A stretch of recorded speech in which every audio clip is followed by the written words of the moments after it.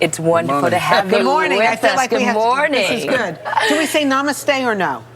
Namaste is good. Okay. Namaste. Essentially, this is a way of, when you look at a person, you tend to recognize their gender, their caste, creed, color, or good, bad, all kinds of things. To look beyond that fundamentally the source of every life is the same thing. So when we do namaste, we recognize only that dimension of you. You as a possibility, not as what you are today. So we're talking about like kind of re-engineering ourselves. I don't know if you noticed, but New Yorkers tend to be a little high-strung. How can you miss it? You notice. So what do we need to do to kind of reset ourselves, re-engineer? Well, it's in engineering. See, we have engineered the outside world the way we want. But what have we done about ourselves? As a generation of people, we are living in the highest level of comfort and convenience, but we are whining like nobody else. So we're not finding that inner peace, the See, true these- happiness, success. These words have become very cliched, inner peace, inner joy. But tell me, all human experience, joy or misery, where does it happen? In It the can only heart. happen within us. Right. It never happens in the air. Okay, people say love is in the air, but it's not true.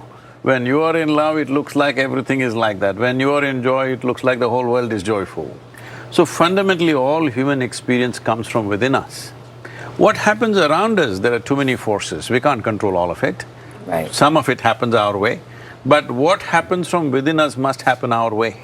Right now, this is the only problem human beings have. What happens within us is not happening our way, because we are not engineered the way we want. Good engineering simply means it works the way we want, isn't it? So how can you achieve that? There is a scientific process, as there is a science and technology for external well-being. Similarly, there is an entire science and technology for inner well-being.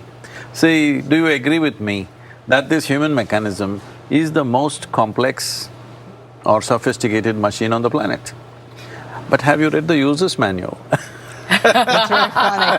That's very funny. So by the way, you do online courses, right? Yes, there is online inner engineering process, which is more of a preparatory step, and then there's a completion process, which is always direct transmission. So you're very socially savvy, you know? I mean, you have almost 2 million followers on Twitter. There are over 500 million people on our YouTube imprints are there. Wow. That's Yes. incredible. But when you say savvy, I've been living in this world for over 6 decades, so I know this world, the way it works. And what about also the Isha Foundation that you have? Because people can visit there, spend several days. Yes, we have 2 large centers. We have city centers, over 350 centers across the world, but we have 2 major centers, one in southern India and one in Tennessee, near Chattanooga. Okay. So this is over 2,300 acre property, which is a large meditation center. In India, it's over 500 acre property, which is one of the most important places. It's on Incredible India platform right now as a tourism place also. And I know that you're also in town because you're, I guess, a fashionista. I don't know, are you? Am I doing okay? You look great. You're styling from the top down to your toes. So you're doing something that fashion meets peace? So or? this is a 150th birth anniversary of Mahatma Gandhi. So this year we are doing many things, whatever was dear to him. One thing was rural life, so we are doing a lot of work with the farmers and creating model villages. Another thing is the clothing, because one symbol of Mahatma Gandhi was always spinning wheel, and him because this was a protest against the destruction of textile industry in India by the occupying forces of the time.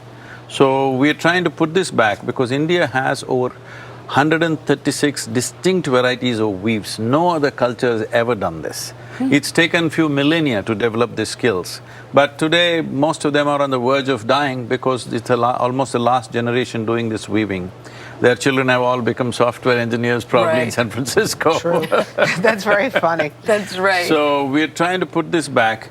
To put this back, one of the most important thing is to create a market. So we are exposing these textiles. We brought 120 varieties of distinct weaves to be presented to some of the top American designers so that they get familiar with this weaves Process, yeah. and also how to use it. It's their choice. Oh, that's so nice. So if somebody's watching right now, can we do something to make them feel better? Is there something that we, like a thought that we can kind of like think, you know, get our minds around today to kind of reset our day? The simple thing is just this.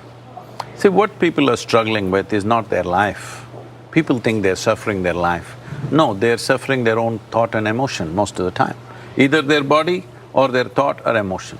Right. Most of the time, unless they have an injury or an ailment, it may be physical body. But rest of the time, it's just their own thought and emotion. What I'm asking you is, when will you learn to handle your thought and emotion? At what time in your life? Because even if you're 50, 60, if you've not figured how to handle your thought and emotion, when are you going to get it? Maybe you never do.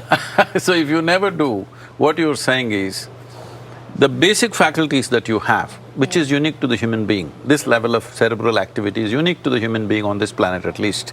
So, your most fundamental instruments, which is what makes us human, you will never get to use it the way you want it. Isn't that That's a tragedy. Yeah. So can you It's a do downer. that? Can you do that by meditation? Does that help reset the emotions? The word meditation doesn't really mean anything because it's too generic. It's not…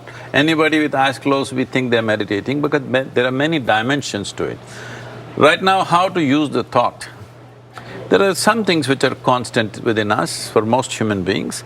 Breath is happening, of course, and there is a thought process going on. So you can link these two, and because you asked right now what we can do, right now what you can do is simply this. See, what you call as my body is an accumulation. It's a food that we've eaten which slowly gathered like this. We were not born like this.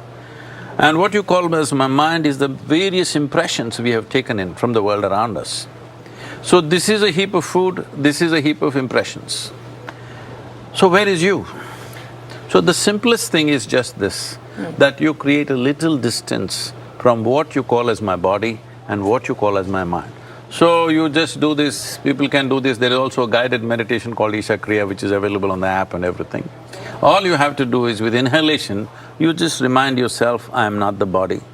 With exhalation, you remind yourself, I am not even the mind. I'm not the body and I'm not the mind. And so what are But you? with inhalation and exhalation, I'm not why the do you body. ask me? So what am I then? Yes, exactly. See, I'm not the body, I'm not the mind. See, the most important thing is, at least you know I do not know, all right? I do not know is a tremendous possibility. The moment you see I do not know, the longing to know and the possibility to know naturally happens. Because if See, you just think now, you the know moment, all… the moment you see that I do not know, you ask the question, then what am I? But you asking me, Fascinating. what am I? You should not ask me, you should ask yourself, what is Right. the nature of my existence? If you do not understand or know the nature of your existence is going to be accidental, isn't Right. it? It is that which is causing so much anxiety. Suppose you're just about to get into an accident of some kind. Is there anxiety? I've heard you talk about fear, desire, that these are all… You're a veteran. that they're from No, the I'm environment. saying, see, if you're getting into an accident, is there naturally anxiety in anybody? Natural, isn't it? Yeah, of course, So you're right bracing now- yourself yes. for an accident. Right now, most human beings are existing accidentally because they do not even know the nature of their own existence. So anxiety, we are beginning to think is natural. Anxiety is natural. As a child, when you were 2, 3, 4 years of age, joy was natural, isn't it? Exuberance was natural. Now we are beginning to say anxiety is natural. No, anxiety is not natural. You're right. This is because you're existing accidentally. I'm not my body. I'm not not even my the mind. mind. Yes. Inhalation, I'm not the body. Exhalation, I'm not even the mind. This is a guided process available on the app and… Sadhguru. Nice to have you. Thank Check you. him out Wonderful. on all his social media platforms. He's got to go now because he's going to the United Nations. He's a busy man. Very. Thank you for stopping Thank by. you. Good Thank day. you.